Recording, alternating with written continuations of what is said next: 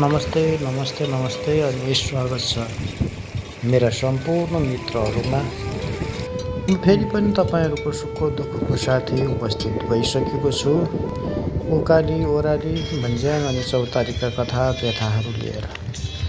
साथीहो, आज म राज्यले ध्यान दिन नसकेको एउटा पर्यटकीय क्षेत्र अनि राज्यको पहुँचबाट टाढा रहेको जाजरकोट र जुम्ला जिल्लाको बिचमा पर्ने लेकमा छु र यो लेकका विभिन्न प्राकृतिक सुन्दरताहरू तपाईँहरूको माझमा ल्याएको छु। यो भिडियोलाई अन्तिमसम्म हेरेर यो ठाउँको वास्तविकतालाई तपाईँहरूले देख्नुहुनेछ र यहाँको वास्तविकतालाई, यो भौगोलिक विकटतालाई अनि सबैको माझमा सेयर गरिदिनुहुनेछ भन्ने विश्वास छ।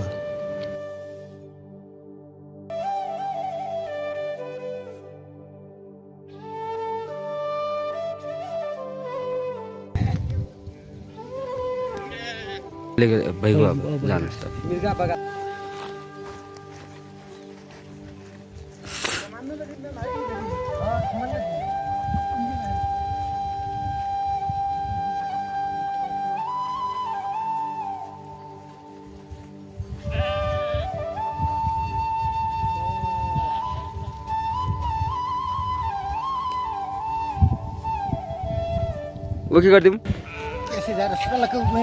है हामी त्यो ताला लुगान लाग्यौँ, तामा सास आउनु भयो र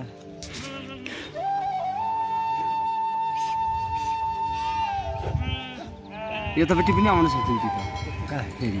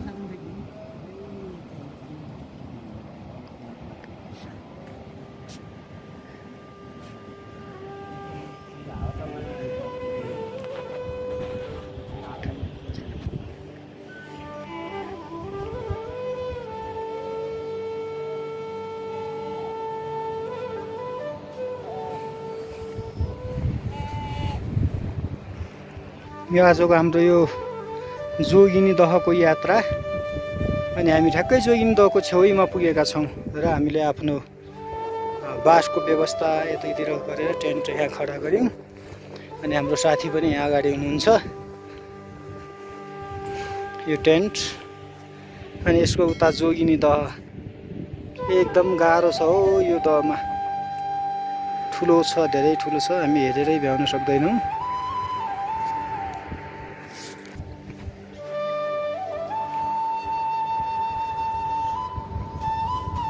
पुरा माछा पाँच लाग्यो जस्तो।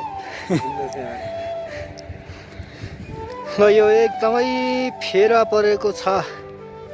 घुम्दै घुम्दै घुम्दै घुम्दै यो चाहिँ तल गएको छ। यो जोगिनी दहको मूल धेरै माथि लेकबाट आएको पानी।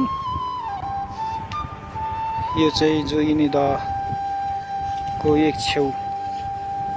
यो छेउबाट हामीले पुरा यो परिक्रमा गर्न 1 घन्टाभन्दा बढी लाग्ने अनुमान गरियो र यही हो जोगिनी दह, जुन दहको बारेमा हामीले धेरै पटक सुन्यौँ। अनि यहाँनिर हाम्रो टेन्ट अब अहिले हावाको कारण भुइँमा छ, हावा धेरै चलिरहेको छ यहाँ।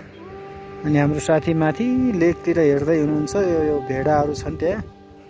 यो भेडाहरूको ठुलै समूह छ अनि हामी यहाँ हेर्दैछौँ भेडाहरू।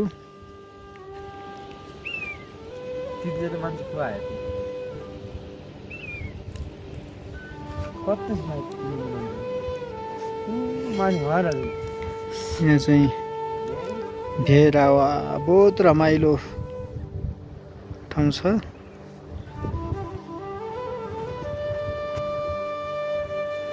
एकदम very nice place in Jumla and Jajarkot mountain area. एकदमै रिमोट एरिया नि भन्छ यसलाई। धेरै दुर्गम ठाउँ हो यो धेरै दुर्गम ठाउँको बावजुद पनि हामी यहाँ आउन सफल भयौँ।